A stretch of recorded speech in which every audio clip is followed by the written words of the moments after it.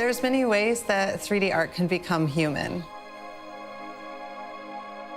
It's a time of humans and technology merging. And we can really harness this to have a renaissance. We can become whoever we want to be. The technology empowered artists to be able to express themselves through new tools, and the requirements of the art help push the technology forward. A bioartist is someone who combines the disciplines of biology and art. I'm here in Warsaw as an exchange artist through American Arts Incubator. I make more traditional bioart where I'm using biological materials in sculptural form.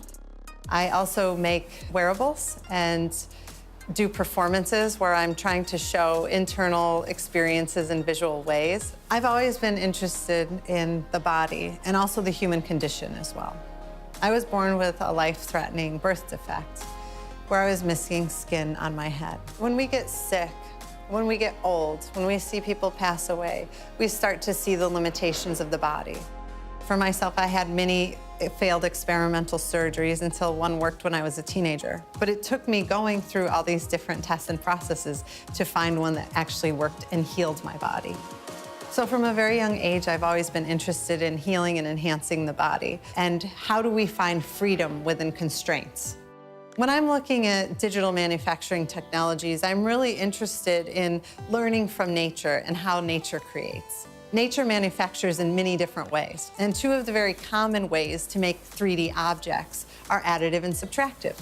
So for example, when you look at a piece of wood that's been burned, you see both at once. You see the additive manufacture of all of these layers being built up over time, and you see the subtractive nature of it being burned away. I hosted workshops where participants from Poland in art, science, technology, sociology applied to take part in this class called Layers of Life. We were questioning what is life in the biotech era through the lens of empowerment and making projects that can address social issues. I did some experimental artwork in Wieliczka and Bochnia salt mines. This required me going to the depths of the earth, some of the deepest places that people can access. I did artistic research in these spaces and did a performance piece where I meditated and read my brainwaves through a neuro headset, and I used the output of that to make sound. I was considering women's empowerment and the crystalline structure of salts and designing forms that I 3D printed. And then I continued that process by actually growing salts and crystals on these 3D printed forms to make sculptural artwork. Can 3D art become human? We now have a new advantage to be able to start to use these technologies to heal and enhance our bodies in new ways. We're at a time now where we can start merging infotech and biotech. We can actually use living materials to create artworks. But is this actually human? This is some of the questions that my artwork asks. We've been creating for the last 28 days exhibition, which is the outcome of our workshop. We developed and learned new technologies and new approaches to how to use science and in terms of popularization of science and pushing science further. And biology is like part of our daily life because it's life itself. And biotech is getting stronger and rolling, so it will be more and more biology involved in our lives. Future is bright. I think these tools will help humanity on many levels.